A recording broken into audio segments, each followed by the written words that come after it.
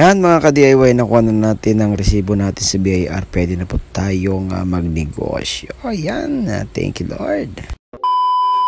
So, umaga na nga mga ka-DIY at ako'y nagising na napakarami ko palang asikasuyan sa aking BIR. Siyempre mga ka-DIY, pag BIR marami ka pong ilista. Lahat ng benta mo sa isang buwan ililista mo at 3 months po magbabayad ka ng tax. So kahit nakapakahirap mga ka-DIY, kailangan natin gawin para tuloy-tuloy pa rin ang ating negosyo.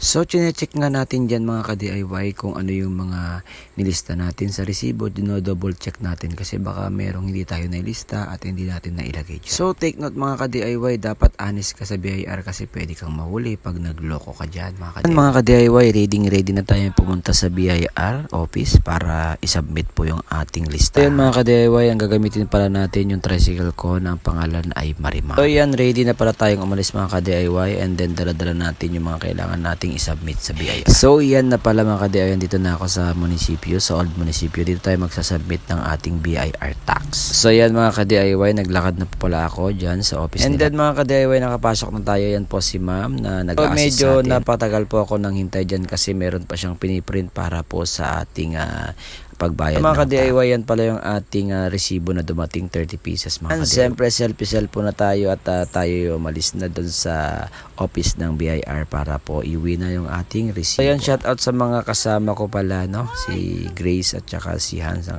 aking kinakasama sa buhay. Pagkatapos namin nag-withdraw na po ako. Dito ko na putulin yung video mga ka-DIY. Thank you for watching. Bye.